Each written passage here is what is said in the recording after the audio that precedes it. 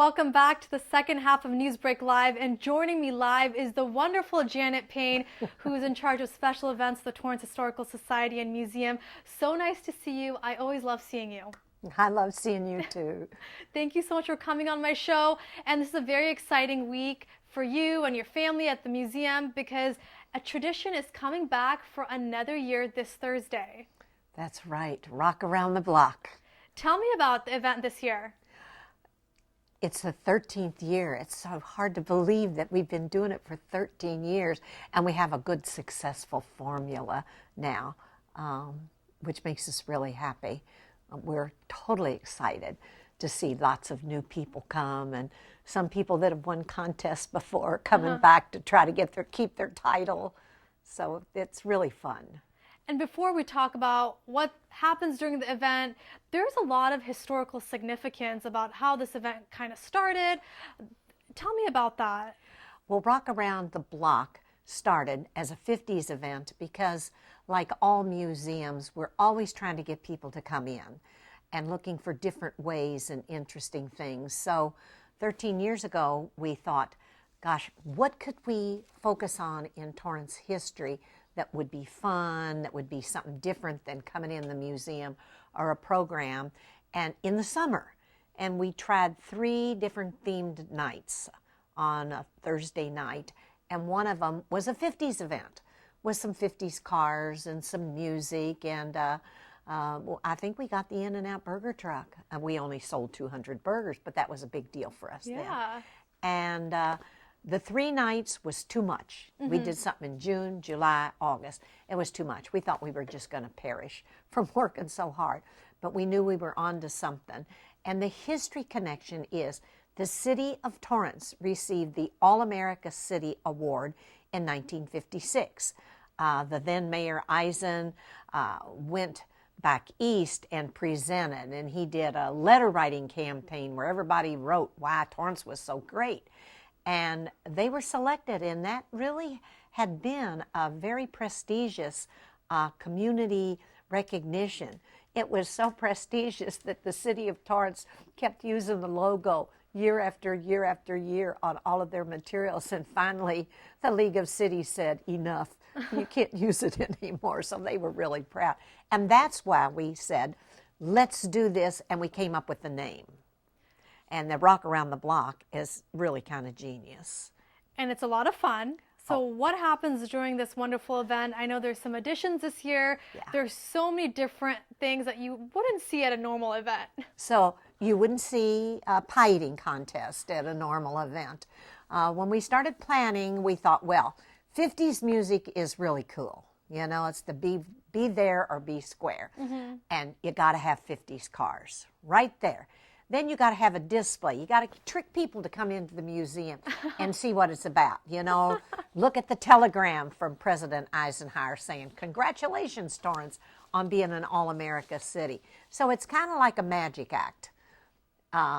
Get something that people are going to like it. In the first year, you know, a few people, the guys wore the jeans and the white T-shirts, and a few people wore poodle skirts and the music, but, you know, we weren't allowed to dance in the street because we didn't have permits.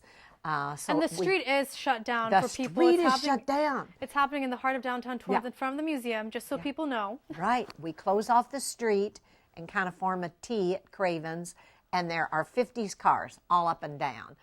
Since the centennial in 2012, we have a few more other cars, and people like it. We've had the city restored bus before, quite a variety. And sometimes the Oscar Mayer Wienermobile shows up, and we never know until that day if it's going to come or not. They're so in LA. Have to show up to know. Oh, we know. We got our fingers crossed this year. But if not, next year. We try every year. We have the music, the cars, the contest, the games. We have lots of partners. Torrance Bakery does cakewalk. And, you know, a lot of people grew up with cakewalks. I did. You won a whole cake, but they were usually at a church event. You win cupcakes, and the kids love it. So they're learning a new clean-cut game that's fun. Then we do hula hoop contest, and at first we did it just for the kids. And we didn't even plan on having grown-ups doing hula hoops, and we finished with the kids winning. We didn't have any more prizes, and the grown-ups said, well, can we please come out and do the hula hoop? And we went, oh my gosh, okay, you won't get a prize, but come on out. So now the grown-ups are out there fighting to do their hula hoop. And then we do the bubble gum. Same with that. We did it for the kids.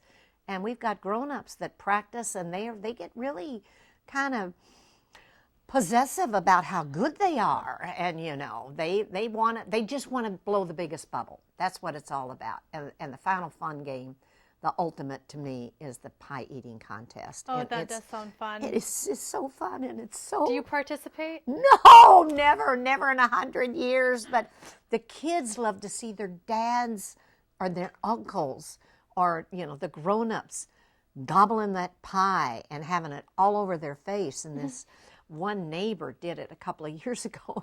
He had pie stuff all over his beard. It was just so, everybody was going, oh my gosh, it's so awful. But it's so great, And I think the important part is it's bringing history and the community together, and people can learn a little bit more about Torrance, like visiting the museum, as you mentioned.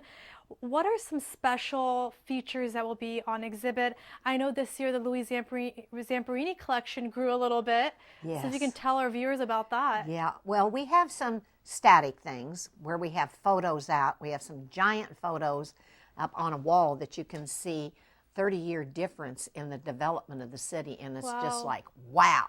You see fields, and then 30 years later, it's full of streets and houses. That's one of the most stopping things, that when you look at that. We have a lot of wonderful photos of a lot of different subjects, organizations, like the Torrance Area Youth Band, things like that. We have a little military exhibit. The coolest thing right now is the Louis Zamperini. I call it the Louis Zamperini stuff. We are the caretakers on behalf of the family of the Trust Collection. And there are two big exhibits, one at the airport that Louis and his friend put together and that we maintain, and the other one in the museum. There's a lot of people that served in the military, and Louis is sort of everybody's hero. It's front and center this year. Usually we have a rock theme front and center, but this year Louis is front and center, and it's really backed by the big green sign that was put up on June 2nd on the freeway, 405 freeway, the Louis Zamperini Memorial Highway. And we have two jackets that are brand new with a wonderful history, his dress military uniform jacket and his bomber jacket. And that flew back east for a really important Air Force event, the 75th anniversary. And we had a courier carry it in a suitcase on the airplane. That was pretty amazing. I know we were there. So. Oh, it was so amazing. And we have this. This is the only collection in the world. It is our little museum, and we just have just a tiny bit out. But people, I think, are going to really enjoy seeing such really important pieces of somebody's life. And the Torrance Historical Society and Museum is a gem in the city. You guys have so many archived material. What do you want people to know about the museum? I want them to know that we've made a huge investment in their town. There's not a single paid person down there. The people that work, including myself, I treat that like I would a regular job, probably work harder than I ever worked at any other job. We don't get a paycheck. We do it because we believe in it. We love when we get the third graders and the Boy Scouts and the Girl Scouts. We do free walking tours. We do free programs, anything that connects to history that we think somebody would like to come in. And we do fun stuff too. Like in August, every Thursday night, we call it Late Night Thursday. Instead of closing the museum at 4, we're open till 8 o'clock at night. And every Thursday we have a different theme. So we have 5 special themes, including Mike the Map Man, the Torrance Rose Float Association, where you're going to be able to see pictures of all the floats. Where are you going to get to see that? Down at our museum. we're doing our one of our favorite things. It's called the summer stroll. That is exciting. Yeah, and we go into old buildings. We learn a little bit about what they were, and then go inside. And it's for adults only because we get to have snacks and a little taste. So it's adult beverages, and again, we work really hard to have a balance. We also want the people to know that they can go online through the library's website and look at all the old newspapers, and they can read everything about Rock Around the Block or anything they want to know about. So many great events coming up, and for people just maybe tuning in, the 13th annual Rock Around the Block party is happening this Thursday. It's from 5 to 8 p.m. What should people know about the streets that are blocked off? Where should they park? Any of the surrounding streets, there's ample parking. You might have to walk a block, but it's a nice little stroll, and it's going to be a beautiful night, and they're going to hear the music as they're coming down the street, and they're going to want to hurry up and get there. And the full street in front of the museum is shut down. It's shut down, and we have some of those pennant flags up that are flapping in the breeze. We did that last night, and the cars are going to be there, and that's just so awesome to see the cars. And right away, there's games and entertainment.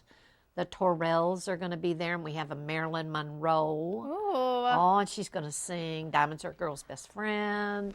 So it's like an all-night event. Sounds like so much fun. You can come and paint a rock, too, since it's Rock Around the Block.